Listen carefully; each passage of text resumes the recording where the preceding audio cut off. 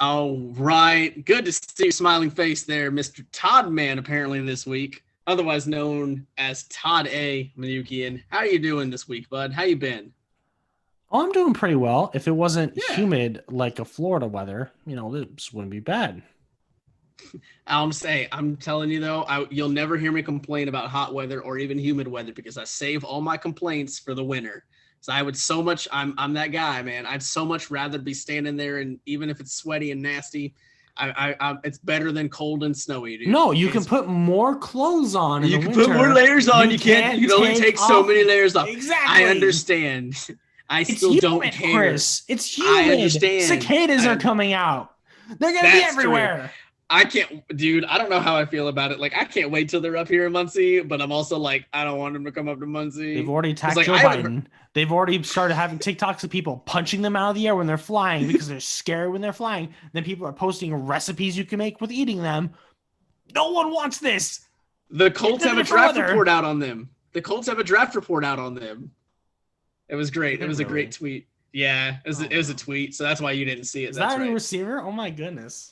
Yeah, A I don't remember cicada. what I don't Drafted remember what jokes they did, but they had so many bad puns in it. You know, they were like they got all the buzz around them, and it was like, oh, it was so good. It was hilarious. buzz around them. I get Mm-hmm. it. Yep, something about loud noises too, and I was like, oh, it was a good time. You know what? This is the MCT podcast, by the way. In case you didn't know where you were, if you found us on a random YouTube page, Is welcome. this? Oh my goodness. Are we on the We're glad MCT to have you podcast? here. Hello, how are you today? Good talk, good time. But Well, we're going to have some fun this week. As you can see, it is just the two amigos instead of the three this week. Michael is once again having some off camera issues, some internet issues, among other things. Um, yes.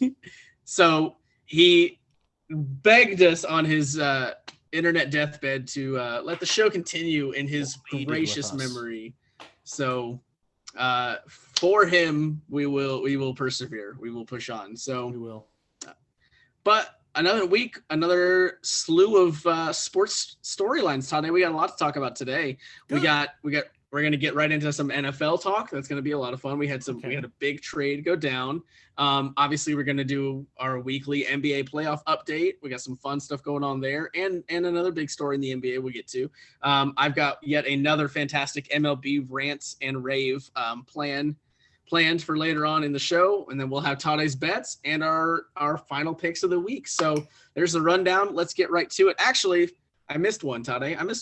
I missed our picks of the week from last week. Oh Let's my goodness. recap Yeah, those. we don't remember Michael's, so this is gonna be hard. I don't remember Michael's. He's in the void of the no internet, so he doesn't get to rehash his picks this week because we're bad hosts and I don't remember what he picked. So It's his oh job, well. not ours.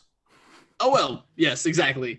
So I went with game one of the Western Conference semis in Phoenix with the 2-seeded Phoenix Suns taking on the 3-seeded Denver Nuggets, and I picked Phoenix to win game one. And you know what? Let's go right into it. And you know what? I had nailed it. Phoenix held home court there back in game one, taking that big 1-0 advantage. They looked really good. That game was a lot of fun because it was a back and forth game for a while. And then in the third quarter, the Suns just, pun intended, the Suns caught fire and really pulled away from Denver there and then held up and got that win. So all important, super important to get that first win. I think especially when even though the Suns are the higher seed, I think it was more important for them to get that first win at home in front of their fans. And they're believe it or not, generally speaking, they're the younger team. They're the less experienced team. So they're more prepared, they're more apt mindset wise to go up 1-0 rather than be down 0-1 and try to battle back from that, especially, what would have been a potential home defeat. So super important for the Suns to get that one. So I went with them and I got that one right. So woo! Toddeh, what was your pick of the week last week, bud? I said to bet on this game if Embiid was out, but then I picked it and Embiid was in, and then Atlanta still won. Atlanta beat the Sixers in the first game of their series, luckily. Yeah. Hasn't turned out well since. Right. But hey, at least they won one. Hey, in Philly. Hey, but yeah, exactly. In Philly is super impressive. And you know what, too? impressed by you, Toddeh. If you were going to pick one game to go Atlanta's way, you picked the right one. So kudos to you. All right. So we both go 1-0 last week. No idea what Michael did. Completely forgot what he picked. Wait. Well. He picked the Mavs. In the Clippers That's versus right. Mavs series. That's right. The Mavs. And then I was screaming and crying because I was going to bet on them. And then they lost because Michael picked them. And I kept trashing him about his picks. That's right. We almost forgot what would be the best segment of this whole episode. Yeah, this week. Michael wasn't here, so I forgot to rag on him because Michael can't make picks. Even though I can't make UFC picks right now, worth heck. But I mean, we need to once we get big enough to have actual segments and graphics and stuff. I can't wait till we get the trashing Michael segment on a graphic, but it's gonna be glorious. So, but yeah, so of course we called out Michael for calling the Mavericks because I think all three of us really actually wanted Dallas to win that series and in that game over the Clippers, but the Clippers ended up having just enough star power to get past Luka and the band of misfits that was around Luka Doncic there. And so, congrats to the Clippers for holding on and battling back. I mean, that's a tough series no matter what for the Clippers to bounce back on. You got to think not only were they down 2-0 after losing 2 home games, but they battled back from down 2-0. They were down 3-2 and battled back as well and to win game 7. So I don't care who your opponent is. I don't care what the situation is. I don't care if you like the team or not. You got to tip your caps. That's an impressive series to come away with a series win. It really is. I mean, it's the Clippers. I'll never do that. That's completely fair. I understand. If it was the St. Louis Cardinals or the New York Yankees or God forbid the New England Patriots, I'd feel the same way. So it's a lot tougher to do that. To tip your cap. It's hard when you only have one player on the team too, It's very hard. The Mavs just don't have a roster. Everyone just quit. Luka decided to be the one who got on the team bus. So you know what? Yep. I just feel bad. I mean, everyone had flu that day. He was the only one playing. It's an unfortunate game 7 event for them. Michael jinxed them. Michael must have given them the flu. So yep. We got Michael's secret stuff when you're talking about Space Jam and Michael Jordan, and then you've got Michael's bleep stuff when you're talking about Michael Robinson. So make sure you take the right secret stuff. I'm gonna bet this. I'm gonna say this right now. He put money on Nate Diaz to win tonight. Like the odds are bad. So Nate Diaz is gonna lose. He put some on Israel to win for the UFC fight tonight. Also, that's gonna lose, even though that was supposed to be a lock. Reddit told me to bet on the Mets today, though, and I did that, and the Mets won. So shout out to random Redditors being better than Michael so far making picks. Boom. There we go. All right. I think we have sufficiently trashed Michael. So that'll wrap up our picks of the week. Toddeh, we have some NFL news to go over and discuss. And this is going to be a fun one. Finally, off season's too long. I know, right? I am ready. I'm telling you, as a Colts fan, this might be the most exciting offseason I've ever been a part of. Seriously, I'm serious. Like coming into the season, actually coming into this season, I don't think I've been more excited for a Colts season. Because Andrew Luck's first year was more exciting. I was I was very excited to see Andrew Luck, but I had no expectations. Like I had no expectations for that roster, even with Luck. I had no expectations for this roster with Carson Wentz, Chris. Dude, how many times do I have to tell you? Listen, a 39-year-old Phillip Rivers, who can't move out of the pocket or throw the ball 25 yards down the field, led this team to 11 wins and a should have been playoff win in Buffalo against the 2-seed Bills. If that can happen and the rest of the roster takes a step up, gets healthier, gets stronger and more into their prime, you'll have Jonathan Taylor and Michael Pittman coming into their second years. You now look at this. You brought back Marlon Mack, brought back T.Y. Hilton, brought back Xavier Rhodes. You still have DeForest Buckner. You still have Darius Leonard. You add Eric Fisher. Wentz isn't those guys. But listen, he's only going to throw the ball 30 times a game max. We're going to run the ball more than we pass it. It's going to be okay. That defense is top tier. That defense is the top 10 defense. The offense is going to have a slew of options. Think about the 3-headed monster in the backfield, Toddeh. You have Jonathan Taylor, Marlon Mack and Nyheim Hines. Nyheim Hines isn't a monster. I'll never forgive that man. I know you won't. It's so good. I'll never forgive him. I'm gonna get you like a signed framed jersey to hang up forever because of that game. I'm so salty about that. He was going off a game. It was combined rushing and passing yards or receiving yards. He catch the ball or run the ball. He couldn't make it to 75 after getting to like 60 and a half. Are you kidding me? The funny thing is you can blame Jonathan Taylor for that because that was the game he rushed for 256 yards. Yeah. What are you supposed to do? Of course, you're going to keep giving Jonathan Taylor the ball. But Nyheim Hines was doing better before Jonathan Taylor went off, so it doesn't make sense. At least throw him the ball. It's so good. He was doing. But seriously, the roster looks so good that it doesn't necessarily overshadow Carson Wentz, but it has to make you feel a lot better about putting Wentz in a situation where he is going to succeed, which is exactly what Philly didn't do last year. Now, I know they had a slew of injuries and things that they couldn't control, but the fact of the matter is they did not have a good roster around him, even if they were healthy, at least not a roster that he has here in Indy. And now he is reunited with Frank Reich. That means a lot to the human being side of Carson Wentz. That does a lot for his mentality, his attitude, his everything. And he has been Wentz nothing. Is human? Yes, they all are human. We want an inhuman quarterback. We want someone inhuman like Josh Allen or Tom Brady. Well, Andrew Luck retired, okay? We need inhuman like MVP Cam Newton season, not some human. That was such a Josh fun Rosen season. On this team. That was such a fun season, by the way. Cam Newton's MVP season. Oh my God. It was after the season he had that car accident too, where his car flipped over. Yeah. Like that was a storybook season because like before, they had a good run to the playoffs. At the end of the season was off.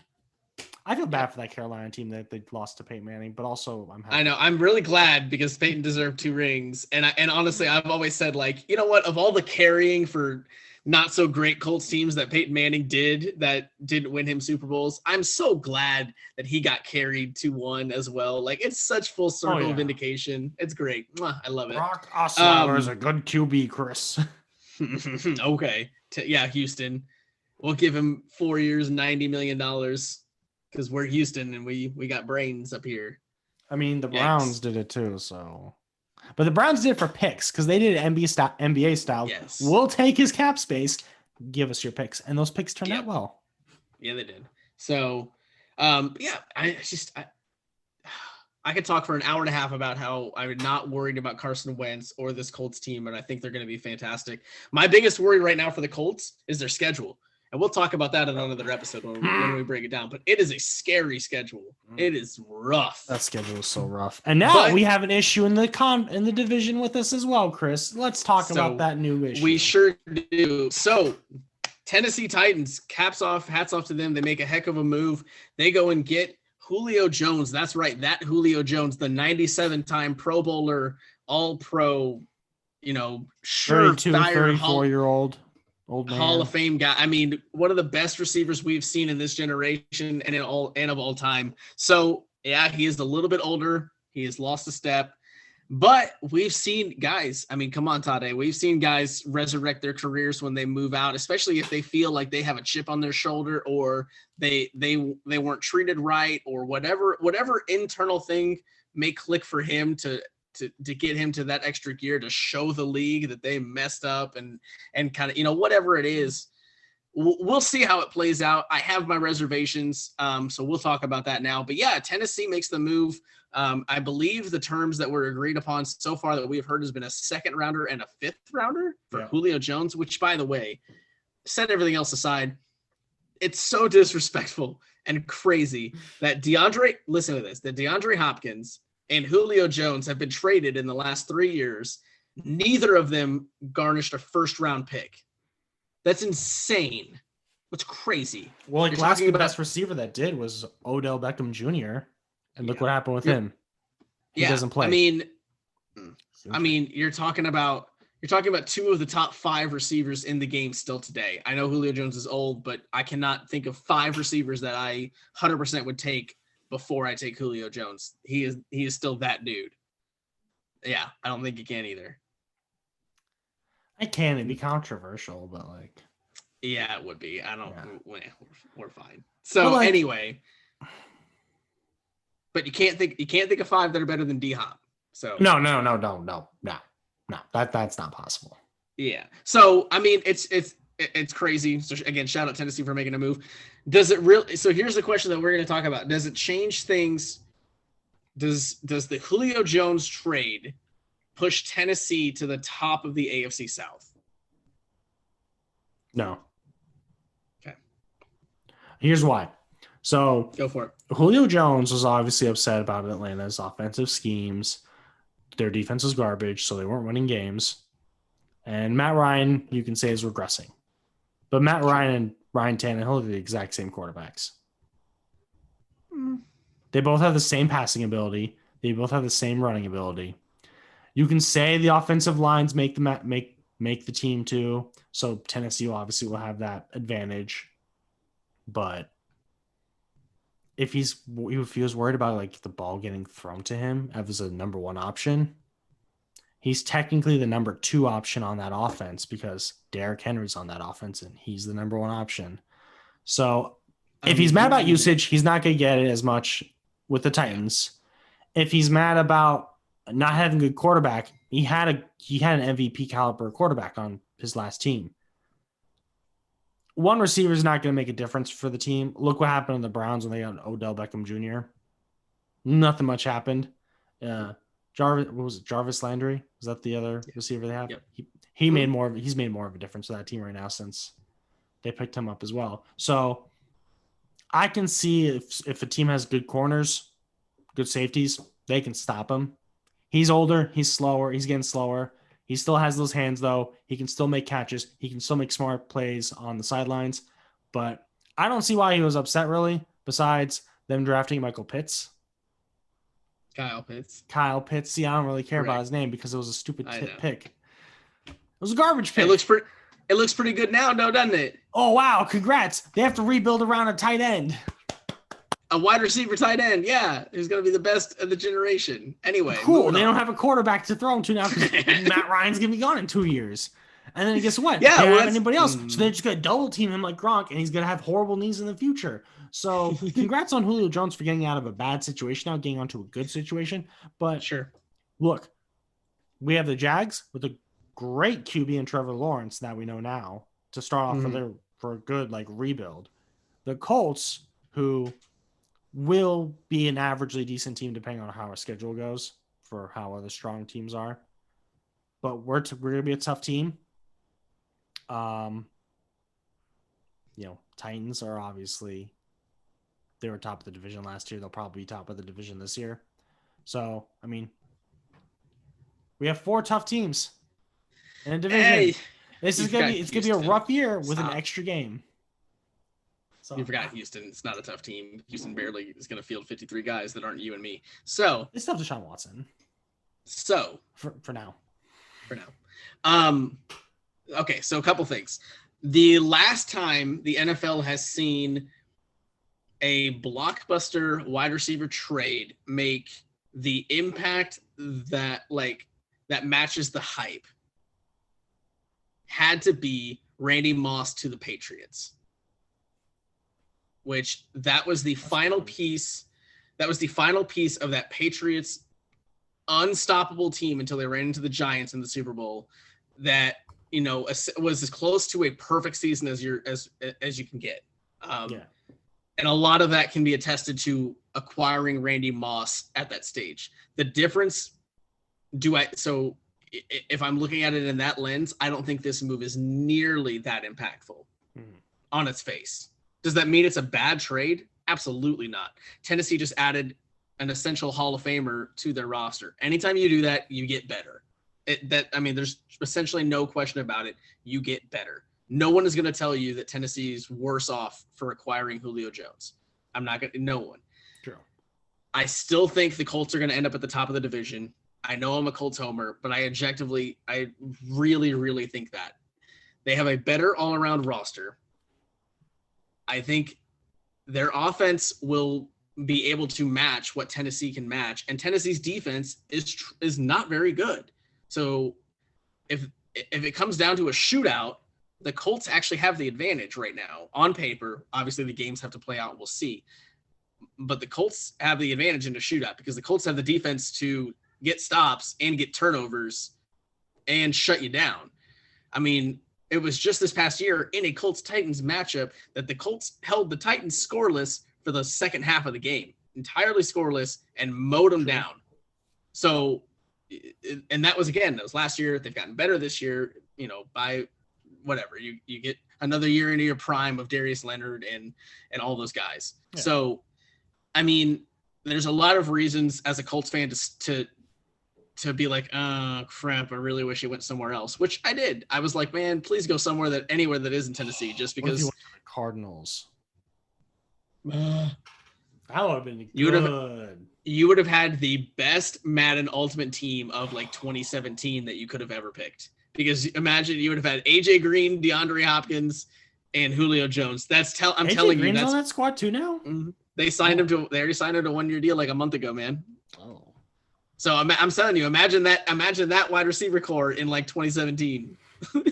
It's like the Nets. If you would have said, hey, this yeah. roster like 3-4 years ago. Holy crap. You'd have been scared. I'm still scared. I'm still scared of it, but yeah, holy crap. I'm a lot more scared of those Monstars there in 2016, 2017 than now. Oh, yeah. But here's the deal. Julio Jones, you said he's the second option. I might even argue he's the third option if you're counting Derrick Henry, because you've got Derrick Henry and AJ Brown. That's true. Like, AJ Brown is a number one wide receiver in the league. No doubt about it. I think still on Tennessee's depth chart, officially, I would still put AJ Brown there this year because again, as we talked about, Julio Jones a little older, maybe lost a step, you don't know, and he's coming into a new offense. Think about the fact that he's coming into a brand new offense with a new quarterback for the first time in his career. He's only ever had the ball. He's only really ever had Matt Ryan throwing him the ball. I'm not saying Ryan Tannehill can't figure it out and they can't have a connection, but you got to at least ask the question, is a change of scenery going to be good for him? We don't know yet. It's hard to know. I mean, Julio Jones is good enough to go anywhere and make an impact. Don't get it twisted.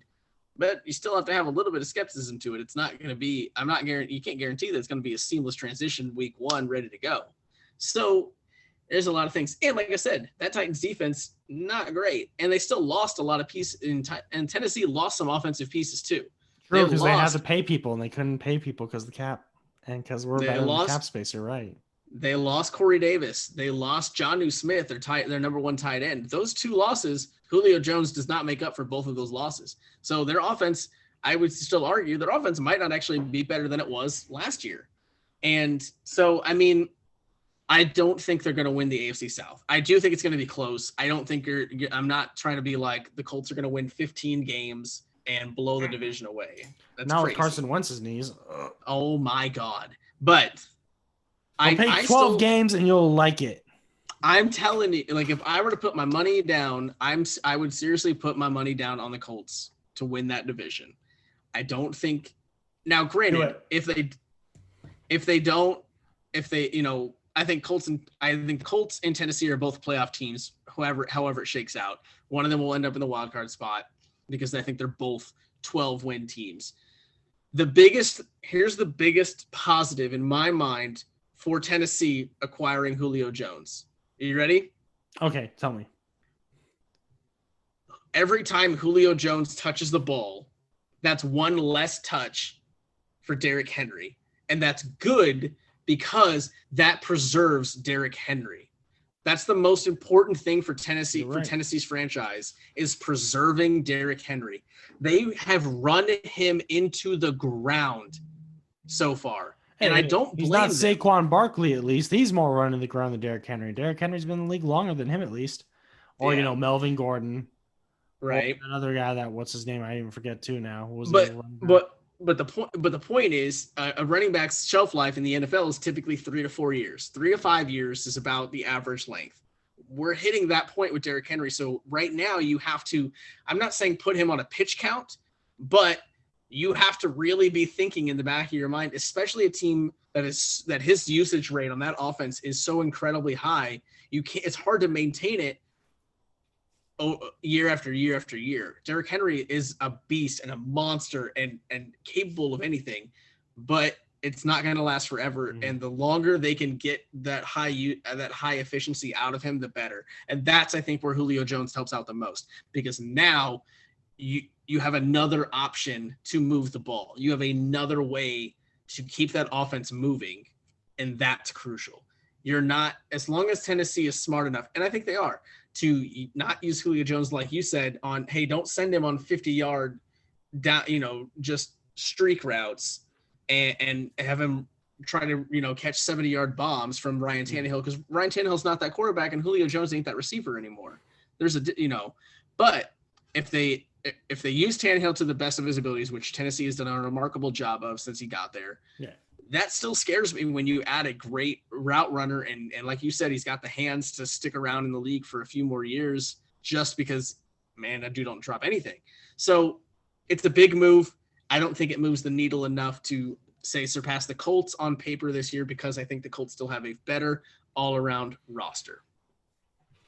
I like to point out first off, I was thinking Todd Gurley, Melvin Gordon, and Saquon Barkley. Those are my three running backs who are supposedly, Saquon Barkley is still good. But those are the ones that were good that have now gone down since they've all been injured. And I was going to say, and what's the biggest common factor there is all three of them had season-ending injuries. Yeah. So I can't wait to see Saquon back, by the way. I hope he's 110% good to go. I can't wait. I hope not. I hope he fakes it so he gets out of New York, because they're a horrible franchise. I mean, you're not wrong. Horrible franchise with 2 rings in the past, 20 years. So what are we going to say? One ring for us. Hey, but odds for the AFC South right now. Okay. To win the division. Right. Indianapolis Colts at +105. So if you bet $1, you'll get $1.05 back. Tennessee Titans at +110. So neck and neck. So they have better odds. Yeah. Is that what that is? So basically they expect the Colts to have the edge still to win the division. Jags at +800, and then the Houston Texans at +2,800. Yeah. So we're favored to win the division by Vegas. Will we win it? Is the Titans schedule hard? I'm assuming I assume it's similar because you got to think the out of division games that we play, they're going to play too. So that's the way NFL is. Obviously, it's all on a rotation. So Texans aren't going to win anything. That's for sure. No, there's only 2 games I think each year that are quote unquote random that we'll play. I think it's bumped up to another because of the 17th game. With is the third? Yeah, I mean, I know that our third game is Tampa, so I don't know if Tennessee has to play Tampa now. I don't know, but it'll be interesting to see. I think you're right. That extra game changes a lot. So we'll just have to see. But I'm excited. I am happy for Julio to get out of Atlanta, at least into a playoff team situation where he can contribute on a winning team and things like that. Tennessee is obviously excited to get him. And you didn't have to give up a first rounder for him, which is just over my mind. I can't, it just blows my mind. And so yeah, pretty wild stuff there. Would you have wanted the Colts to take Julio Jones to make that trade? If it was for a 2nd and a 5th, yes, I would have done it, because that roster is so good right now that even if you're not in win now mode, you pretty much are. Win now mode implies that your roster is close to the end of its window in my mind, whereas I think the Colts roster is just kind of opening, but I think a big free agent acquisition like that can be that kind of final nail in the coffin, that kind of final piece to at least tell your team, hey, I believe in you guys. I'm giving you this more talent so we can go even further. Let's go get it. Now, let me ask you this. If you could have one for the Colts, if you could have either Eric Fisher or Julio Jones, which one are you taking? Eric Fisher. And see, my answer as well is Eric Fisher. It's a bigger team need. It solidifies a lot more things than adding a flashy wide receiver. Yeah. As nice as it would be to add a Julio Jones, Chris Ballard is again playing 4D chess. He's smart enough to know how to put an actual competitive winning roster together.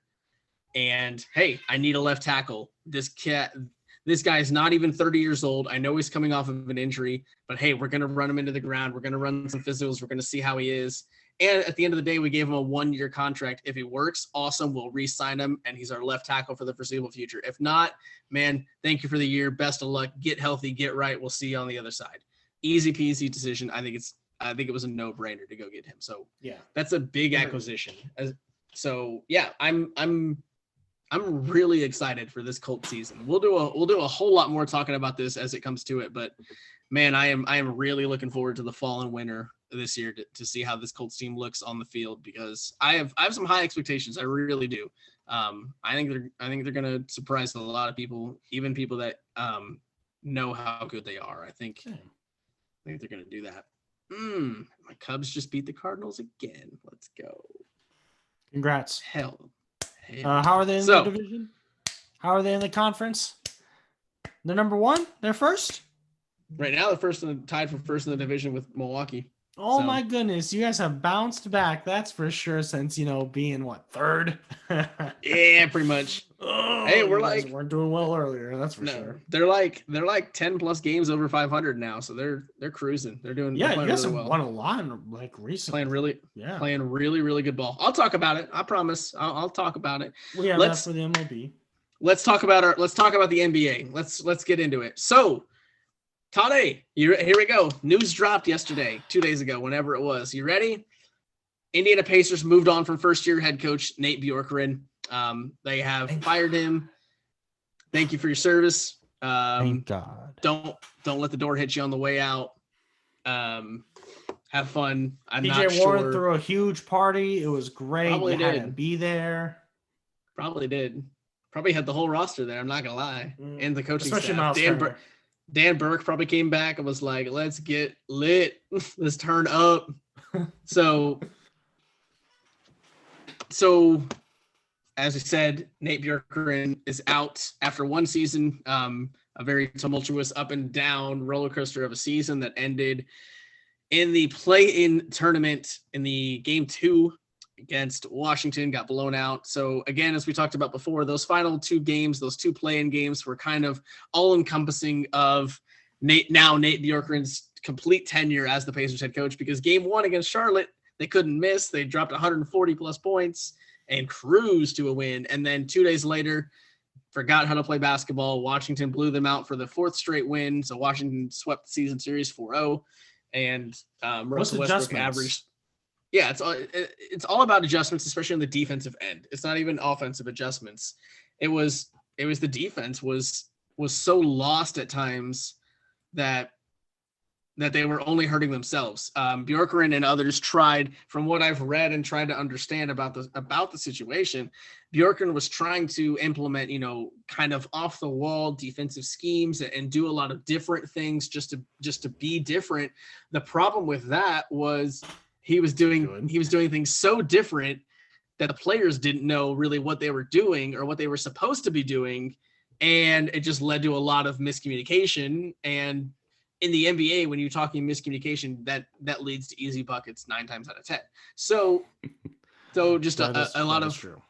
Yeah, I mean, just a lot of poor defense, and as you mentioned, it really comes down to, I think, 2 reasons why the Pacers felt they had to move on after a year. One, I mean, obviously that Bleacher Report bombshell article in April was just that. It was a bombshell. I mean, that was big. Players basically said they had no faith in the coach. They had no respect in the system. TJ Warren hated the coach that they picked, and no one talked to him about it, even though he played for him. It was a great time, everybody. It was, I mean, the things that stood out the most to me in that article wasn't even how the players necessarily talked about Bjorkgren. It was how Bjorkgren was perceived by his coaching staff, that he was perceived as this micromanager, had to control every single little thing and would flip a switch and lose his mind if practice ran late. What? That's going to happen if stuff wasn't set up the right way. What are you talking about? High school coach mentality. Yeah, it just, it was it almost sounded like a power trip for him where he wanted to control everything. He had to be the guy in charge. He had to be the guy in the room and in every conversation. and it wasn't right. And then the Pacers really had to eat this one because they were shown in this Bleacher Report article, they were shown as kind of inept in the hiring process, where they didn't do the work that is required when you're picking a NBA head coach. Bring back Larry Bird. Just kidding. No, don't do that. Actually, don't do that. And no, go get Reggie if you can. Get Reggie. No. Definitely be like, shoot threes. What are you doing? Shoot the ball. What are you doing? Shoot. It'd be great. It'd be fantastic. What are you talking about? But yeah, I mean, the biggest, I'm slightly proud of Pritchard and the organization for at least coming out and being like, look, we messed this up and we have to rip the Band-Aid off. We're not going to pretend like we made the right decision and we're going to stick by our guy and just hurt ourselves for another year or two just to be stubborn and prideful and try to be right. Mm-hmm. Where they at least took the steps to be like, look, we tried it. It did not work and we're done. So, and Pritchard has already said, so here we go. So Pritchard has said he wants a more experienced kind of veteran head coach, which I completely understand. You tried one end of the spectrum and it blew up. Might as well go full tilt the other way, right? So a lot of candidates kind of thrown out there. Obviously, the coaching net, the search is going to be pretty wide, and then it'll narrow down to a handful of guys, and hopefully females. We haven't gotten that far yet. We would want at least the Becky Hammond. One female in particular. Just the one coaching candidate. Just the one. We just want the one. We don't want nobody else. If there's no way, I mean, I've said it before, I'll say it again until it's true. I just don't see her leaving San Antonio. No, she is the biggest thing. Won't. I literally think she's being groomed to take over for Popovich, and it doesn't get any cushier than that. It really doesn't. It like San Antonio is going to love her. She's going to be fantastic. And the Spurs are a dynasty franchise anyway. That is in the back. After hearing the voice of Becky Hammond, the cat knows. Actually, Mojo knows. Mojo, tell us about Becky Hammond and how it's so great. He's very excited. We'll just say he's very excited. So excited he felt the need to go attack Wiley. So, but yeah, that's the biggest thing. I would love Becky Hammond to be the next head coach of the Indiana Pacers. I don't think it's going to happen. Not because she wouldn't want it or we wouldn't want to hire her. I think it's just San Antonio is so alluring. Why would she leave that situation where she's being groomed to take over for a Hall of Fame coach in a franchise in a city that already has embraced her and loved her and that are going to cheer for her when she does become that head coach. So why would she go? Popeye Jones is coming back because we all love Popeye Jones. Popeye Jones is not a head coaching material, Chris. Don't even think that. You know who isn't a head coaching material? Nate Bjorkgren. Quinn Buckner. He got to do it. Also true. But no, I need Quinn Buckner on. I can't remember, to be honest. I think he was an assistant. He was an assistant. Yeah, he's definitely part of a coaching staff. Yeah. So there's a lot of names out there, a lot of guys. If I could just kind of pick and choose, one of the guys I would really, really, really consider would be Mark Jackson. Oh, no. Why'd you say Mark Jackson? No. God, no. Listen. He has his Indiana ties. Okay, yeah. He built and groomed that Golden State franchise and dynasty. I know Steve Kerr took it to the next level, but he laid that foundation and got those guys and set them on the right path.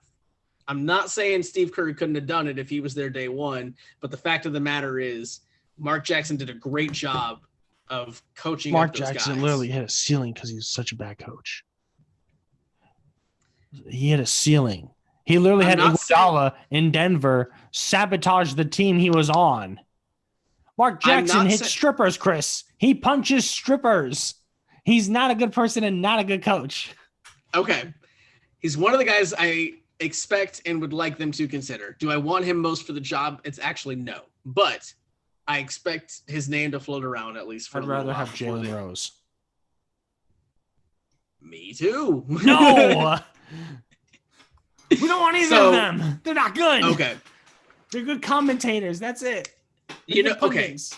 You know who I really do want? I'm not, and I won't back down from this one. This is who I actually really would love if I could pick and pluck a viable coach that's been out there. It's Mike D'Antoni, because I wanted Mike D'Antoni last year actually, because when you talk about a team that's stuck in the late 90s, early 2000s mentality with their defense first and their hard-nosed stuff, if you're trying to modernize that team, there's almost no better guy to do it than Mike D'Antoni. He is an offensive guru. He is the creator of 7 Seconds or Less, those super fun Phoenix Suns with Steve Nash, Amari Stoudemire, and Sean Marion and others and company.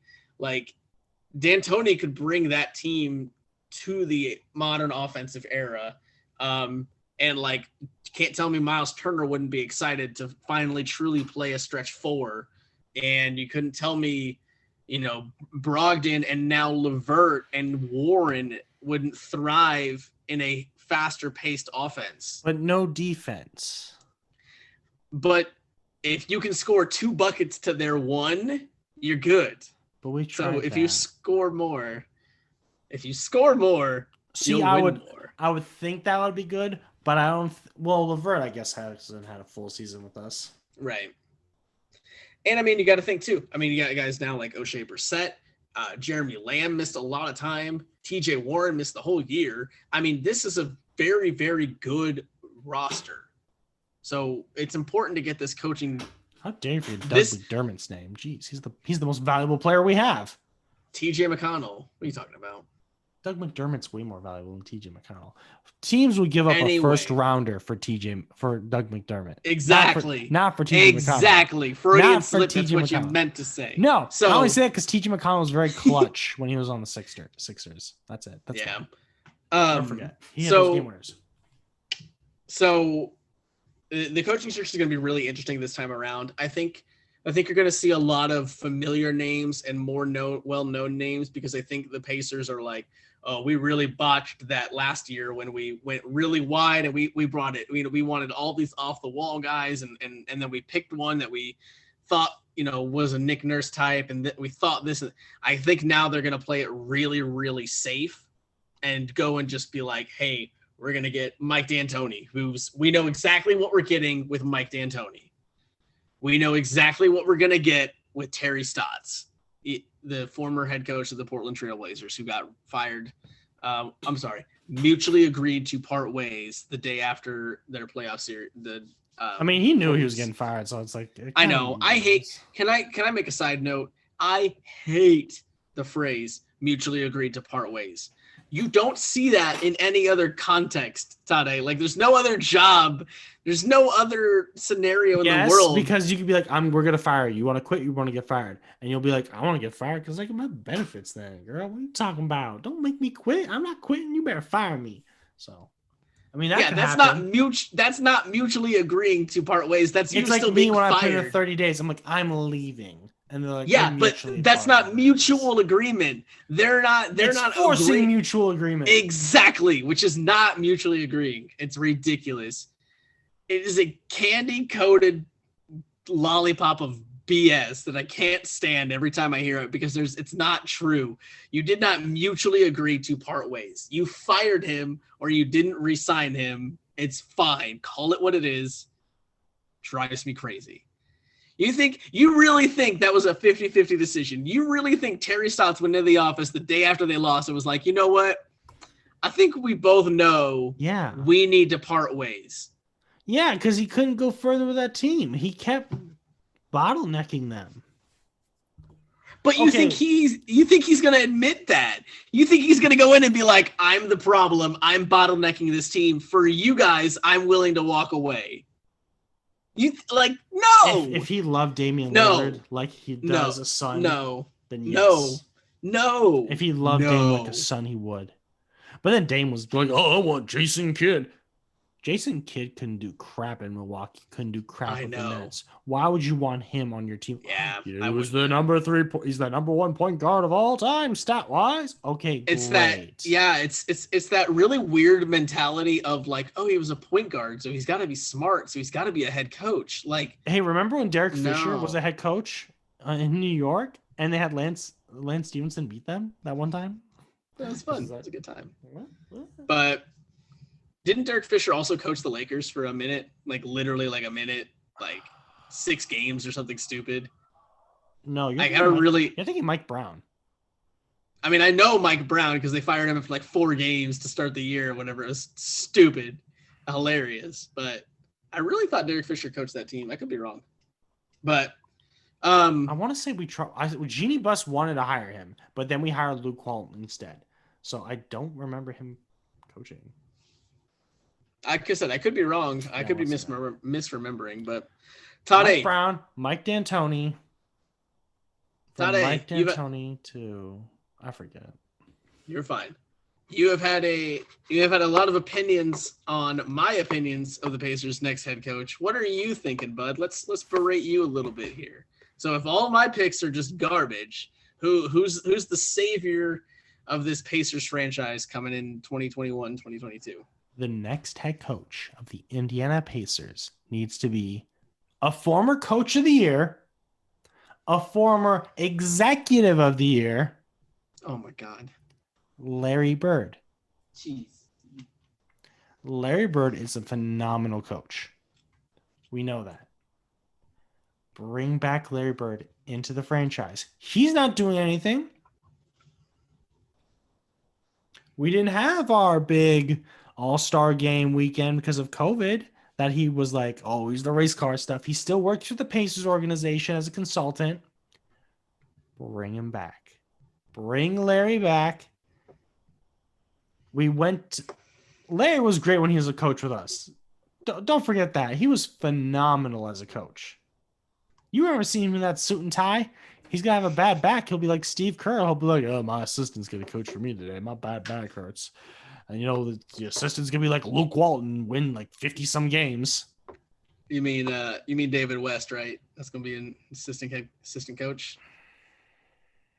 You want that, but David West hates Larry Bird. That's not gonna happen. I want that more. I want that more than I care about the head coach. Like if David West joins that coaching staff, I literally don't care if they have an empty chair as head coach. I don't care at that point. We've talked about Becky Hammon enough. I would love for Becky Hammon has proven herself to be a player's coach. Yes. And what do we like in the NBA? We like players coaches who can coach them like a high school team, but as an adult. Mm-hmm. Yeah, because it's a player's family. League. It It's a players' league. A community. It builds a team that likes each other, that'll play for each other, that'll get mad with each other, that will then be like, you better do better next time. So I'm going to do better than you next time. And it builds competitiveness. Becky Hammon will be great for that. Yep. I know Orlando has another former WNBA player. I forget her name. She's an assistant coach. She does their summer league, and she's really good. She's the next Becky Hammon, but she ain't Becky Hammon. Yep. Becky Hammon. We don't want some rundown Fizdale. We don't want some run out of the coach Derek Fisher. We don't want Scotts. We don't want Luke Walton. We don't want. He's gonna get fired. I mean, if we want to get to the second round, we can take him. That would be fun. Maybe he'll do good with our team. Maybe it'll be like those Atlanta teams he's had with our team because we don't have like a Giannis on our team, so like everyone can shoot thhree, so it'll be great. Right. I don't know. I'm Bruno. So okay, choice, but Larry Bird. Right. Larry Bird. So okay, so Larry Bird is who you want as head coach. If you could just pluck and pick somebody, that's fine. No, Becky Hammon. Becky Hammon. I'm just saying Larry Bird because I would say that Becky Hammon's our number one for both of us. Yeah. Yep. Absolutely. But our number twos are what matter. Sure. Pretty much. So let me ask you. We'll wrap this little bit of the segment up with this one. Who do you think, realistically, if you're making a bet right now on the next Indiana Pacers head coach, I don't care about the odds. Who do you, to win your money back, who are you betting is the next Indiana Pacers head coach? Terry Stotts. Okay. That's who I think it is too, Terry Stotts. I think the timing of everything is the most suspect to me. The fact that Terry Stotts was, they mutually agreed to part ways. And then less than a week after that news breaks, Indiana decides to go ahead and fire Bjorkgren. You can't convince me that the two aren't related. You can't convince me that Indiana wasn't like, oh, snap, Terry Stotts is available now. yeah, we're gonna go ahead and do this and move on from Bjorkgren, and then potentially bring in Terry Stotts. Yeah. Fun fact: I didn't realize this until I saw it on Twitter. The last two Portland head coaches the two Portland head coaches with the winningest record in franchise history, besides Terry Stotts, I can't remember the other guy, but it's Nate McMillan and I knew you were gonna say Nate.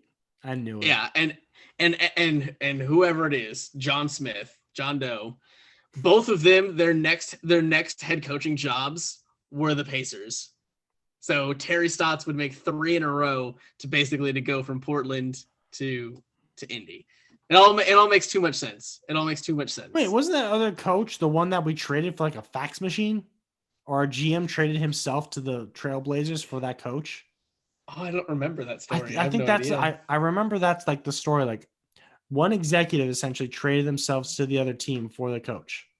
That's crazy. Or traded the coaches. I forget it, but I'm pretty sure that's what happened. That's that other coach that you're talking about. Okay, I'll have to go find that because that sounds interesting. That sounds it was a really weird story. Sorry to all the fans who want to know more about that story, but executives get traded. You never see it anymore. But I mean, Doc Rivers. I think it was Doc Rivers really a trade though. Oh wait, from Boston to that was a trade. Yeah, they legitimately. That's like that was crazy. I was gonna say Jason Kidd got traded for a fax machine too, but I mean, I think he just got traded. And I think he just got dumped off in another city, and they were like, "We're done with you. Goodbye." Hey, buddy, we forgot to pick you up on the bus. Whoops. By the way, I guess we're done. Don't pick up an airplane ticket to us. Yeah, yeah. Don't bother coming back. We got your office cleaned out for you. It's okay. Yeah. So I mean, like I said, I think the timing of things is the biggest reason I'm leaning towards Stotts being the next head coach, and I think whether he's the right choice or not is up for debate. I think what's not up for debate is that he's a safe choice. And at this point, the Pacers have to make a safe choice because they swung for the fences with Bjorkgren, and they're down 0-2, and now they just need to make contact. Yeah. Now they got to get healthy, they got to get their mind right, and they got to get a solid coach in there. And I think Stotts could be that guy. But it's interesting. So definitely going to monitor that situation as names come out, finalists come out, things like that. Let's take a look now as we just have a final score now in our NBA playoff game today. The Utah Jazz and the LA Clippers going at it. That series was 2-0 in favor of the one-seeded Utah Jazz, but the Clippers just held serve back at home with a dominating, decisive 132-106 win. Glad I cashed out of that game. Yikes! Yeah, Clippers finished it off basically in the fourth quarter. In the fourth quarter, they scored 38 points to the Jazz just 23. So, taking a quick look, talking about that game, let's take a quick look at the scoreboard there. Looks like Donovan Mitchell dropped a cool 30 points again. Easy breezy 30 points. Michael hit his bet he put down. Donovan Mitchell and Kawhi combined for 60 points, and they did that even though Mitchell scored nothing in the first, and Kawhi was like 12 and a half. There you go. Good for them. Kawhi ends up with 34. Paul George has a nice game, ends up with 31 as well. Nicholas Batum dropped 17. Reggie Jackson dropped 17. I mean, I was watching this game earlier, and before it was like halftime. They were just knocking down threes. Jazz went up like 8-0 to start the game off. Joe Ingles was, ringing some bells, shooting his threes, going off. But then PG was the real game changer of this game. He went off. He played prime PG. So props to him for doing well. Yeah, I mean, for real, he's just one of the most dynamic players in the league. I mean, at the top of his game, he can kind of go toe-to-toe with almost anybody. But then, I mean, his floor is just so low. I saw a stat the other day, Toddeh, here you go, with Paul George, I think it was after game 1 of this series. Paul George now has 10 different playoff games where he has shot at least 15 shots and shot no better than 25%. So 10 times he has shot at least 15 times and shot it worse than 25%. It's like third. He's like third in the NBA all time at that number. For kind of this era's comparison, Russell Westbrook only has 7 such games, and Paul George has 10. And think about how many different ways Russell Westbrook impacts the game with his rebounding, his passing, his defense, his all these other things besides just shooting the ball. Paul George, doesn't necessarily make that much impact as a Russell Westbrook does. So it's interesting. It's just an interesting number that he's done that 10 times now, where he's not hitting 1 out of 4 shots. It's crazy. And that's only in the playoffs. So that doesn't even count regular season games where he's off and things like that. So, but when he's on, he can drop 30 on 50% shooting like he did tonight. 31 points, 3 boards, 5 assists, shot 12 of 24 from the floor. So right at 50%. Shot 6 of 10 from 3. So he shot 50% from the floor and 60% from 3. I mean, you can't ask for anything more out of one of your superstars. So the Clippers needed. So yeah, the Clippers needed that one to get back into the series. Utah tried to go up, dominating 3-0, but weren't unable to do it tonight. They'll look to bounce back here in a couple days. So that'll be fun. Keep an eye on that one. So that series is now officially a series. How about the other Western Conference series, Toddeh? Let's talk about one of my favorite. Let's talk about one of my favorite things to talk about. What? The Phoenix Suns and the Denver Nuggets. So goat poop. There you go. So since we have started this cash podcast, considerations. That's the one. Listen, since goat we have poop? started. For reference, everybody. The great owner of the Phoenix Suns once had a goat put a goat in his GM's office because, greatest of all time. And the goat pooped on his desk. Because what do goats do? Eat and poop. That's why I think they're evil. Goats are evil. Okay. Well, sidebar aside, and disturbing conversation we will have later. That's fine. Look, as soon as we started this podcast, one of the teams that I've been so high on and talking about, I feel like every week, and telling y'all not to sleep on them, that they're legit and have been the Phoenix Suns. Look, when they made the decision and had the balls to go and acquire Chris Paul, that's a big time move. So once they do that, they're in win now mode. They're trying to win it all in a very tough Western Conference, and they come out away with the 2 seed with Devin Booker and Chris Paul and DeAndre Ayton leading the way. And now look at them; they're a game away from the Western Conference Finals. They're up 3-0 on the 3-seeded Denver Nuggets, and if we take a look at the series, it really hasn't been close. Looking at game 3 from the other day, from yesterday rather, it's 116 Phoenix, 102 Denver. So they won by 14 in game 3. And just consistent. They came out in the first quarter and ended the first quarter leading by 10, and they just never trailed the rest of the way. So, they have just really dominated this series so far. In game 3, look at that. Devin Booker dropped 28 points. Chris Paul dropped 27. DeAndre Ayton chipped in 10 and 15 rebounds, so a nice double-double from him. Jay Crowder, 14 points. Miles Bridges. It's Mikal Bridges in Phoenix, right? Yes, that is how you pronounce his name. Yes, Mikal Bridges drops 11. So their starting 5 all drop double digits. And then Dario Saric, Torrey Craig, Cameron Payne, Cam Johnson. Super Dario. So this is just a really good team. And people just it's well-rounded. It's definitely well-rounded. People just keep getting surprised at how well they play. And if you had watched this team, you wouldn't be that surprised. Denver is really good. And man,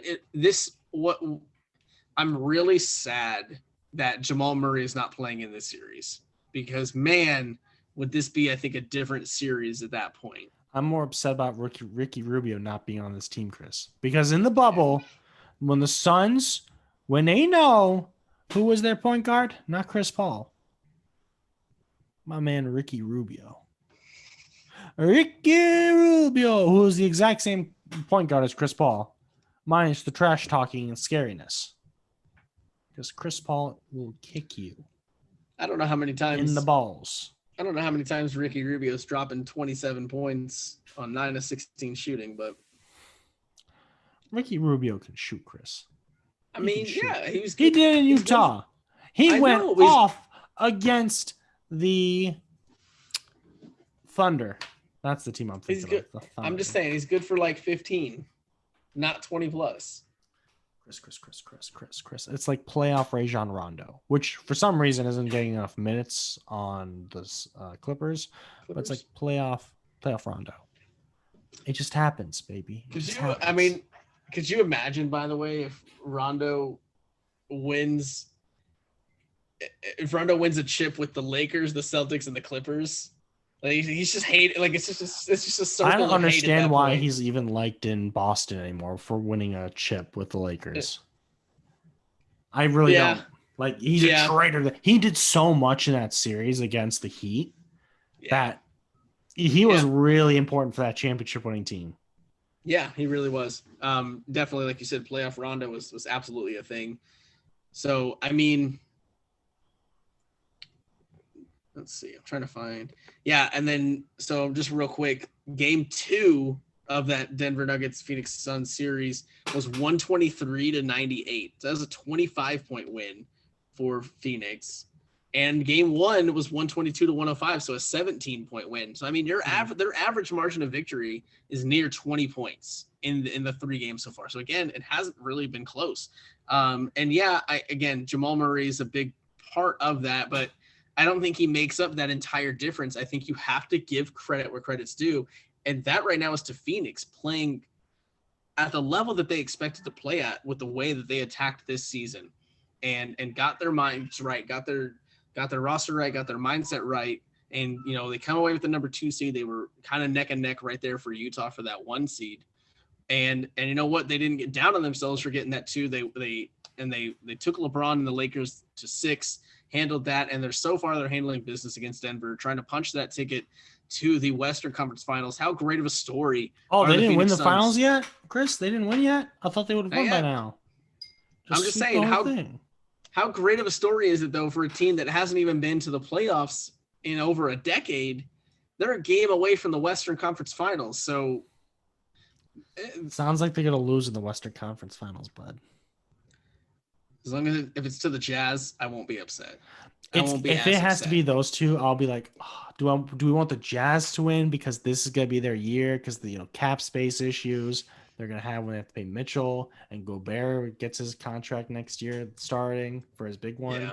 Or do we want the Suns to win where the same thing's happening? Does Devin Booker have his new contract already? No. So what's probably going to happen for Phoenix to keep the core together is they're going to give Booker the Supermax. Ayton's still going to get a really nice contract, and then the rest of the chips will fall. And they extend Chris Paul for like a year or something so he doesn't sign his $44 million deal. It'll be insane, by the way. Whatever Chris Paul is, I don't know. I get it. On one hand, I get it. I get turning down the player option on the mindset of, look, I know what level I'm playing at. I know where I am. I know what money I'm worth. I know what I can get. Yeah. On the other end, it is still just mind-boggling to turn down $44.5 million for 1 year. For a year. 1 year. It's definitely for insane. 1 year. I mean, how is he going to get any more per year? Probably not. But I understand hey, I can turn down this 1 year option, sign a 3-year deal, and have again that security of a longer contract than just the 1 year. But it's still crazy. So the Western Conference from State Farm. He has a twin named Cliff Paul, and Cliff Paul makes income too. IRS, go after Cliff Paul. That would be so funny. That'd be hilarious. We're here looking for Cliff Paul. Yeah. So the Western Conference has been a lot of fun. I can't say as much about the Eastern Conference. I don't know how you feel about it, Toddeh, but the East is it's weak. It doesn't feel, it feels weak compared to the West. It not necessarily is weak, but it feels like it when you're talking about these Western Conference powerhouses going at it. Even with the Suns being up 3-0, I think that series is still more intriguing than Philly and Atlanta. Philly reminds me of like Denver, kind of. Okay. Minus like more stars. So they have less stars in Philly than Denver does, but it's like a mini Philly. Okay. And then the Nets obviously remind us of like what the Warriors were a couple years ago. So those are the top two real contenders right now, because I don't think Giannis is what Denver is right now with the being down 0-3. Because but I mean, kind of the whole. Man, how big was it in Game 3 that Milwaukee was able to steal that one back and at least make a series out of it? Especially, I was surprised because they were up so big in the first quarter and then immediately gave it away in the second quarter. It was really odd. Yeah, it was literally a flip script. It was like 31-12, in favor of Milwaukee, and then it was like 33-13 or whatever in favor of the Clippers. So by halftime, you're kind of demoralized if you're Milwaukee because you're down 2-0. You had a big lead and you already gave it all away. But so to hang in there and get that win, I think is hugely important to make it a series, because 2-1 is a lot better to handle than 3-0, obviously. So no team has come back down 3-0 to win a series. However, teams have come back when you're 3-1 to win series. Obviously, the most famous obviously 2-1 as well. Yeah. So I mean, you're on shoot from 0 to not 0. So it's a big jump, regardless. It's a confidence boost in and of itself to know that you can hang in there with this tough Nets team, and go bucket for bucket with them and come away with a win. It's very important. So. And they were at home. So, I mean, if they had lost Game 3 at home to go down 3-0, that's really demoralizing. You're probably not going to bounce back from that. So, it's big. So, tomorrow, we'll get both of the series that we just talked about. We'll get Game 4 of the Suns and Nuggets, and also Game 4 of that Nets and Bucks series. So, be interesting to see. Obviously, we will keep updating you as the NBA goes. The last series in the East that we didn't talk about much is that Philly and Atlanta series. As Toddeh mentioned, Atlanta did steal Game 1 in Philly, which is what Toddeh picked for his pick of the week. So congrats on that one once again. And then Philly has stormed back with 2 straight wins to take home court back and to take a 2-1 series lead heading into Game 4, which looks like it'll be Monday. And we'll also on Monday get Game 4 of Utah and LA. So we still have a good series of these final 8 teams. What I will admit is really fun of the final 8 teams that we have right now. I think the most recent champion is, I don't even remember, but I think it's like 4 or 5 of these 8. 4 or 5 of these 8 teams that we have left, Toddeh, have not won an NBA championship. Yeah, so I can't think of one that's been recent. Wow. Yeah, so we're having a lot of fun. I mean, we're gonna have our first NBA Finals without LeBron James or Steph Curry in it since 2010, or James Jones, or Andre Iguodala for the last 6 years. True. Or Patrick McCaw. Fun fact. There you go. Yep. Fun fact. So, like I said, we have not had a Finals without LeBron or Steph since 2010. What was the 2010 Finals matchup? That did not have LeBron or Steph. Wasn't that Celtics Lakers? There you go. Yeah. Celtics Lakers. I was like, yep. 2010? Don't tell me about 2010. I know 2010. Yeah, you do. That was when it was the big 3 Celtics, and then Kobe and Powell. Yep. Knowed them. Absolutely. Yeah. So we'll keep updating on the NBA. It's been a lot of fun. These playoffs have been, I think, as advertised. So if you were into basketball, if you were into the NBA this year, I think we're kind of where we expected to be. No real big surprise. I think the biggest surprise probably is Phoenix up 3-0 on Denver. Mm-hmm. But the other series being 2-1, all 3 of the other series being 2-1. I don't think anybody's surprised by that. And I don't really think anybody's surprised by the 8 teams necessarily that are left. When you look at those first round matchups, I don't think we had too big of an upset. I mean, if you look at it, we have both 1 seeds are still in it, both 2 seeds are still in it, both 3 seeds are still in it, and we have a 4 and a 5. So we technically did have the one upset, and that was the 5 seed Atlanta Hawks upsetting the 4 seed New York Knicks. Other than that, everything was chalk. So, but it's what you expect to in a 7-game series. That's better teams find a way to win 4 out of 7 games. It's not like the NFL where they do. Mm-hmm. What? It's not like the NFL, where you get 1 game and anything can happen. Soccer, you at least get 2. That's good. That's not American soccer. I mean, you get 2, but do you really? Because it's also an aggregate. So it's not like, so you can't lose the first game 5-0 and win the second game 1-0 and be tied. You're still screwed. That's fine. Teams win that sometimes, but also for the final, it's just 1 game. So, which makes sense. Yeah, it's the final. But they're more fun that way because it's the finals in MLS have home field advantage, so that's even better. Yeah, that's true. So, all right, it is going to be my favorite time of the week for now because I'm going to talk baseball. I run this show. I get to do what I want. I record this. Get out of here. I want to talk baseball. So, let's see. We're going to pull up this, and we're going to go right here, and we're going to do this and this and this and this and this and this and this. We're going to make it happen. So, first thing I'm going to talk about. First thing I'm going to talk about is my Cubs because I get to. So they have been playing really good baseball.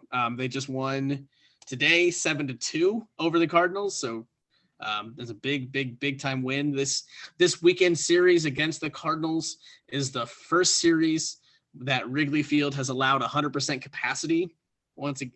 So it's big. However you feel about it is how you feel about it. But I will tell you, there's nothing quite like hearing that full Wrigley Field stands, that full crowd. It's one of those things, we all knew that we missed it, and we knew it would be stuff like that would be special when it comes back safely. And I think it was. And you know what? The Cubs delivered yesterday in that first game with 100% capacity. Not only did they win, but it was a come from behind. But it was a come from behind win. They were down 5-1, and they stormed all the way back, scored 7 unanswered runs to win it 8-5. The big moment in that game was in the 6th inning. They were down 5-4, and Anthony Rizzo, the captain, the heart and soul of that team, who needs to be extended along with Chris Bryant and Javi Baez and Wilson Contreras, that man stood up there on a Friday afternoon facing the division rival Cardinals down a run with full stands, with full capacity in the stands, and had the at-bat of his career in a 14-pitch battle where he fouled off 10 pitches, and then on the 14th pitch, got a ball in the zone, crushed it for a game-tying home run, and that crowd lost its effing mind. And it was so special just in that moment, putting everything aside and hearing a 100% full Wrigley Field, 40,000 plus fans get excited along with Rizzo. The longer that at bat drew out, he was already getting standing ovations. He was already getting cheers and hoots and hollers for just battling. And then when he crushed it, like goosebumps, just absolute chills. So it was really special. And that crowd, like I said, lost its mind. Rizzo was losing his mind, rounding the bases, shouting at the crowd. I mean, it was just it was a moment. It was awesome. And then they would go on to score 3 more runs to seal that win. And like I said, then they won today. So they've won the weekend series regardless of what happens tomorrow. But they are going for the sweep, which anytime you can sweep the Cardinals is fantastic. It's an extra bonus. We don't like the Cardinals. Sure, we don't like St. Louis teams. They're cocky. Sure don't. Like the Giants. And St. Louis is boring. Let's just be honest. St. Louis is boring. Chris Bryant said it right 3 years ago, and it still holds true. It's a boring city, and it's a lot of fun. So it's a good time. But regardless of that, they're playing good ball. They're 10 games right now over 500. They're on a 4-game win streak. And the Brewers are back to playing good ball. they're tied right now with those Brewers at the top of the Central, both teams at 37 and 27. And then now really teams are kind of falling down. The Reds and the Cardinals are both 5 games back of the Cubs and Brewers, and the Pirates. They're 13 and a half out. So you can kind of already write them off. It's about that time of year anyway. Come June, you can usually write the Pirates off. So they used to be good in college, Chris. They went to the playoffs then. Yeah. Back in 2015, 2014, they were good then. So the funny thing is part of me wants to like the Pirates because, fun fact, do you know who the Pirates AAA team is? It's the Fort Wayne Tin Caps. No, wrong. We're Padres affiliate. Never mind. I thought we were Pirates originally because P. No, it might be. Let me guess. It's Oh, come on. South Bend. No. The South Bend Cubs are not a part of the Pirates organization. They might be. I don't know, not. Chris. I don't follow baseball. I just messed up saying the Fort Wayne Tin Caps, a team that has 9,000 people go to matches to drink beer and eat tenderloins every match. I said they were affiliates of the Pirates when they're Padres. So look at me. I'm silly. I will save you from future guesses. It's the Indianapolis Indians. Oh, that's even worse. They suck. Oh, this is horrible. Those poor Indians players have to go to Pittsburgh when they get called up. Oh, man. So I'd rather live in Fort Wayne than get called up to San Diego. That's horrible for them. Those poor people. The Fort Wayne ones have to live with people that live within the city if they can't speak English. They tell about us this in the stadium. They're like, oh, yes, Javier here is just fresh out of Peru, and he is living with Nancy and her husband. It's very odd, actually. Like, why don't they just live in the nice places next to the stadium? Like, we have nice condos right next to our stadium that were built alongside it. So there is an entire podcast, not just episode, but an entire podcast series that we could do on minor league baseball and the pros and cons and the rights and wrongs and the things they do, especially when it comes to housing and feeding and money allocated to those teams and things like that. We won't dive into that one, but I promise you, Toddeh, if you're ever bored and for whatever reason want to see, go do some digging and some research. You'll find some incredible stuff. Like I said, both good and bad about minor league baseball as a whole. Basically, Toddeh, those guys get like $6,000 a year when if you're not a superstar, if you're a low A, double A, even triple A guy. You're not even getting paid part-time money, and which seems really dumb, especially for like Fort Wayne, because Fort Wayne sells out their stadium. Yeah. So it doesn't make sense how they're not getting money for that. Because like 10,000 people, 9,000 people a game is like, you can make money off that. So that sucks for the players. Do some simple math, right? 10,000. If you charge $5 a ticket for every ticket in that stadium, that's $50,000 a game just in ticket revenue. And that's obviously it's not what the price of tickets are. That's a lot less, but $5 is standing. And then you get the seats. And then if you get the nice seats, then you get the suites, Chris. Then they have the advertisements on the field you have to pay for too. And, that probably can go to stadium cost, but that's still expensive. And then the suites also get to the advertisers. But then you have the advertisers during the stadium games. Then you have the fireworks people that do it for free just for the advertisement. And it's all mess. They should pay more. Yep. Yeah. So, like I said, it's an entire world. It's a deep dive that just be prepared if any of you decide to go into that. You'll find some wild stuff. But back to my original point, Cubs playing really good ball. They're tied for first in the division. So it's fun. It's fun right now to watch them actually, compete and be a good team. So it's what I was hoping for. It's what all of the Cubs fans were hoping for. But it has been a fun season, I think, for a lot of different teams. We got a lot of young guys. Again, kind of like in the NBA, Toddeh, we got a lot of young guys in baseball stepping up. Some 22, 23, 24-year-olds stepping up. We've got Vlad Guerrero Jr. is tearing the cover off the baseball. He just hit his 20th home run of the season already yesterday, I believe.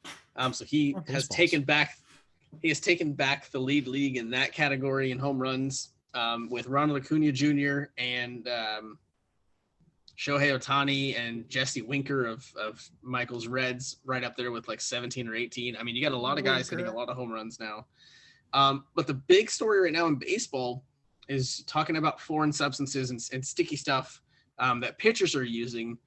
And essentially, in a nutshell, what's kind of happening is really interesting to watch unfold live, if you will, and to see how the MLB and its players are going to react to what we're probably going to have be enforced by the end of the month, I think is the timeline I've been hearing and seeing. So again, trying to simplify things and make it in a nutshell. So I apologize. I'm not going to go into every detail, and some of the stuff might sound wrong. And I'm just trying to simplify it for the sake of the story. Across the league, the spin rate of pitches that are thrown by pitchers has just gone through the roof. And when I talk spin rate, Toddeh, I'm literally meaning how fast a ball actually spins on it, either on its axis or whatever you want, like how fast that ball is spinning and how much movement you're getting off of that pitch. So if your slider that breaks, this way, on an average spin rate, if it breaks this much, fine. But if you get that ball to spin twice as much, 3 times as much, 4 or 5 times as much, that ball, instead of being a big curve, it's going to take a sharper turn and be way more effective as a pitch because it's going to have a lot more movement and it's going to cause a lot more batters to swing and miss at it. So pitchers have always, since the dawn of time, tried to find ways to either alter the ball or alter their grip on a ball to get a better grip on their pitches and to make that pitch more effective. The difference now is we're in 2021. You've got a lot of technology on this stuff. You have a lot of ways to look at this and change and kind of attack it and combat it and get the most out of your pitches across the board. And one of the ways that pitchers have found to do that is to essentially be using some sort of sticky stuff to get a better, that way your fingers are a little stickier, you get a better grip on that baseball, and you can really tighten down on it when you're holding it in such a funky way, when you've got fingers, in between the seams and thumb, you're holding it not in a natural way. It's really important to have a good grip on that one. So if you've got something, on your hat, and you just, between each pitch, if you just get a little bit of stuff, get that ball, you get a much better grip on it for that pitch, then it gets more effective. So the spin rate in baseball has been, increasing at an alarming rate. At first, the MLB really wasn't going to do anything about it because one of the things that makes baseball exciting is strikeouts. And one of the things that is combating this home run or bust batter's mentality is strikeouts. So basically the MLB was kind of sitting back and gonna be like, hey, we're gonna self-police this. Like, we have a couple of rules in place. You can't have, obviously, like, a jar of honey stuck on your brim, but we're also not going to police like every little bit of the stuff. We're going to leave it up to the umpires to, again, another judgment call, things like that. Now it's kind of come out so much that the MLB has decided that they are going to essentially create an actual policy and enforce it on what is and is not allowed. And so we're all kind of waiting in the wings to see what exactly that's going to entail and how severe the punishments are going to be. The interesting thing to me is that essentially the players have come out and been like, hey, we're okay with this as long as you enforce it universally and consistently across the board. I don't care if the top pitcher, if the superstar pitchers are getting away with it. That makes it way more unfair that the mid-level guys can't get away with it. So the players are already saying like, hey, we're willing to adjust ourselves, fix this, do what we need to do, as long as you guys are willing to police it consistently. So it's going to be a long robots. It's going to be a long battle and Robots a long back and forth debate between, what kind of policy comes out at first and foremost, and then what kind of punishments follow that, and then how it's actually policed. Because, like I said, unless baseball has the guts to go after the top pitchers, the Cy Young candidates of both leagues, things like that, if they are in fact, breaking those rules when they get sent down, we'll see. It's It's a very interesting story at this point. I can't wait to talk more about it. Hopefully, next couple of weeks, and when we get Michael back in on it and get his opinion on it as well. He'll be back? What? No. I don't know. I don't believe you. I hope so. I hope so. We miss him. It's definitely a different show without him. But welcome back. You can blame. Yeah. So that's. I mean, Chris. That's it. Just keep a look. We're gonna keep a lookout, like I said, for that foreign substance policy that's gonna come down. So it'll be really interesting to see what comes down, how the players react to it, and how it's policed going forward. I think it is something that needs to be addressed, just because, just in the mindset of they don't have, like I said, they don't have an actual policy, an actual rule to follow. So that seems like a missed opportunity. You should have had something on the books already. Now you have players taking it too far. You need to rein it back in. And once it's reined in, I think everything will be okay. You call out the players who try to get away with stuff, and then you leave everything else alone, and we're fine. That's it. That's our baseball update for now. All-Star game coming up next month, so we'll check back in with those picks. Woo, my picks are the best. See how we did next couple of weeks. We'll keep an eye on that one. But Cubbies are in first place. It's a good start to the month. So, all right, Toddeh, I'll hand the floor over to you, buddy. I think you got time for your bets of the week, right? Yeah, so if we had shot this yesterday, I would have gone with some UFC picks tonight. I would have just live bet on here, be like, hey, you're my bets. But we're not doing that because right now it's happening. I am currently 3 for 1, only 3 for 1 right now because I picked the Nate Diaz fight, and that hasn't finished yet.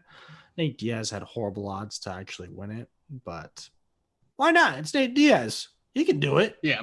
He can win an upset. Sure. It's possible. He beat Conor McGregor the first time nobody thought would happen, and they had to do a second match, be like, Conor McGregor, please win. Nate Diaz is the best, Chris. He's the guy who beat Conor McGregor the first time. Okay. Shame on you. All right. So I said Sixers without Bede is a trash pick, and guess what? That first game he was injured, so that was great. I said Nets had no bench.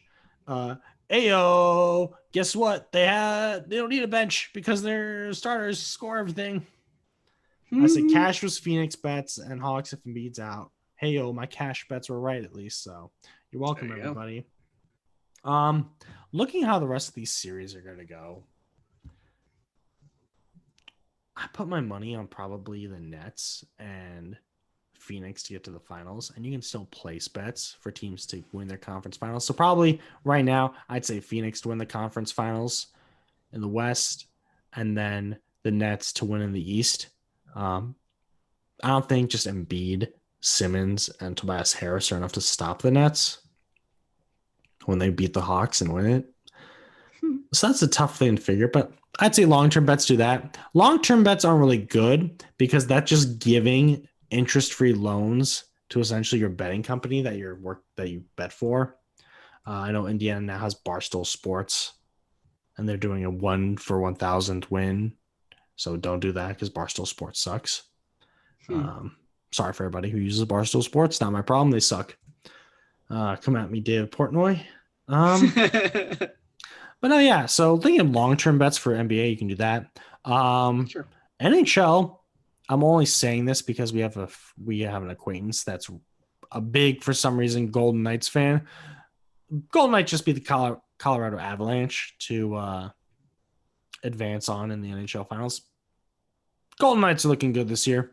Throw some money on their way. Euros just started today for soccer. Belgium's looking good.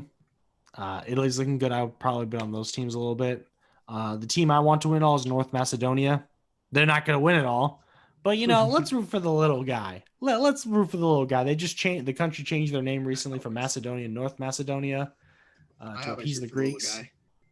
Exactly. And Scotland's there too. If you like the Scots, vote for them. Not the Irish. So the Irish didn't make it in. Poor Irishmen. But Scotland made it in for some reason. That's kind of weird. They're not that good of a soccer team, but they're still decent. But no, yeah. You tell them, Toddeh.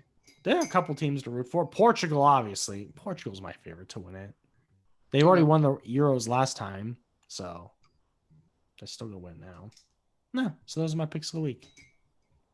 All right. I will say this, Toddeh.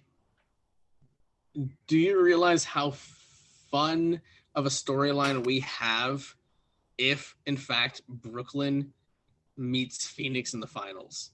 Think about this, because Brooklyn is coached by Steve Nash, and one of his assistants on his coaching staff is also Amari Stoudemire. So you would have Steve Nash and Amari Stoudemire coaching against the Phoenix Suns for the championship. And Mike D'Antoni. Oh yeah, Mike D'Antoni is on that staff. Would they throw the championship away in order to? Could you imagine if those three were like, look, we're gonna win it all unless Phoenix is there. Wink, wink. Like, yeah, my mind's a little blown thinking about all that. So that's kind of what I want to happen. I mean, I want Phoenix to go all the way. I've been riding that team. I've been on that horse for the whole season. Hey, it's okay. When you guys lose to Steve Nash, just remember, Steve Nash will get a ring. Mike D'Antoni will get a ring. Amari Stoudemire will get a ring that's not Israeli. So you know what? Is he Jewish? I have no idea. I think he is Jewish now because he played in Israel, the Israeli league, for a while. Yeah, and I'm pretty sure you have to be Jewish for that league. So I feel like he's Jewish. I feel like you could be right. Yeah. All right, buddy. Let's. It's about that time. Let's wrap up this week's show. I think we've said all we need to say. I think so. Let's finish it up with our picks of the week coming up. Poor Michael will. He is abstaining this week. Unfortunately, not get a pick for next week. Nope. Because no show, no pick. Hey, no easy picks also, Chris. Don't do an easy pick. Anyway, so you should know where I'm going. I'm going Sunday night baseball tomorrow night. My Cubs going for the sweep of the Cardinals, and I'm riding high on the Cubs. They're going to fly the W for the 5th time in a row now, once again, and they're going to get that sweep of the Cardinals. I am feeling it. Wrigley Field is full of life, love, and joy, and they're debuting their Wrigleyville jerseys this weekend. They wore them today. They are gorgeous if you haven't seen them. I will tell you, they look so much better as a full uniform, or Toddeh, they look better as a full kit, if you will. So, because they'll wear, like, if you see the full uniform, Toddeh, they've got like the powder blue undershirt that makes the actual jersey look that much better because it's a dark navy blue with Wrigleyville across the chest. It looks really nice. It's a really cool story if you do look into those jerseys. They made them kind of about all 77 neighborhoods of Chicago. So there are actually pieces, not of the jersey, but there are pieces of the collection that have the names of all 77 of those neighborhoods. Oh, that's pretty neat. So they're like, if you go and look at the cleats that like Adbert Alzolay showed off today, they on the cleats basically across the backside, across each panel of the cleats, they had just in nice little font and the names of all the neighborhoods. So it's a really cool story. It's a really nice looking uniform. I'm not gonna lie, I do think I actually am gonna purchase the hat because you can purchase the Wrigleyville collection. I think I really want the hat the most because I think it's so nice. But anyway, my pick will be Sunday Night Baseball, Cubs Cardinals. We've got I looked it up. I was looking at it. We actually have a decent pitching matchup. It'll be an interesting one at the least. We got Carlos Martinez for the Cardinals. He's sporting a 3-6 record and a 6.21 ERA this year. So not usually what you're looking for, but it's still early enough in the year. I think the sample size isn't exactly where we want it to be, so it's hard to judge a whole lot off that. But for the Cubs, they're going with Zach Davies, who's got a 3-3 record and a 4.45 ERA, but he has a much better ERA since the start of May. I believe his ERA is his ERA since May has been at least under 2. So half of what his season ERA is, because he had a few abysmal starts in the beginning of the season. So he's definitely found his kind of rhythm right along timing with the rest of the Cubs. So I think it'll be very interesting to see what kind of lineup they put out tomorrow, but I think that the momentum is all in favor of the Cubs right now, and at Wrigley it's hard to pass on that opportunity. So I'm gonna go with the Cubs. We'll go with 6-2 tomorrow. Okay. I'm gonna pick soccer, and oddly enough, I forgot about this. I read about it earlier because it happened today. A soccer player during the Denmark match actually collapsed on the field, and his heart stopped, and they did CPR on him, and they got him back up after 22 minutes, and he's in the hospital and he's alive still. But that was really odd that happened, and he just collapsed. So shout out to him for being a trooper and still out there for his team. His team lost, unfortunately, so they needed him. But good to see he's being healthy, at least he's in this hospital right now. I can't believe they were able to get their minds right enough to even just finish the match. Yeah. Well, they paused it. Oh yeah, they paused it for a while. And I saw that they paused it for a while. They played the rest at like midnight or something. Yeah, it was like 8:30, like our local time. But yeah, obviously whatever time it was, there was not that. So it's just a wild story. Coming out of there. Just most importantly, like you said, thank God that he's just alive. I mean, at the end of the day, this is why you don't throw things at fans, Mexico, when they're beating you. You hit beer because Mexico threw bottles at our players. This is why you don't do it, because life is fragile. Like a beer bottle. All right. Well, going with the soccer pick, I'm going to go Poland over Slovakia on Monday. Okay. They haven't faced each other since 2013, so maybe something will happen. I think Poland's still a decent team. They can sneak in their way in the Euros, but I think it's like probably like a 2-0 score, Poland. Okay. Yeah. That's pretty dominant in soccer, so not bad at all. Just a matter. It just really is. Dominant is 7-0, Chris. Well, I mean, of course it is, but 2-0 feels pretty damn good when takes you 2 games to score a goal. All right. You obviously didn't watch the U.S. versus Mexico game for the Nations Obviously, Cup. I didn't, because I thought the back of my eyelids were more entertaining. So you can go watch grass grow then, good sir. Get out of here. Anyway. Also, Nate Diaz lost everybody. Hey, there you go. All right. Well, that is going to do it for this unorthodox special edition of the MCT podcast minus Michael. So we will see you all hopefully at full strength next week. Wish well to Michael getting everything taken care of that he needs to get taken care of so he can get back on this show with us, and hopefully he can recuperate some of those financial losses of his in the next 7 days before we razz him again. So yeah. All right. So that does it. I think that's everything. We will see you guys next week. Thank you so much again for tuning in. Have a great day.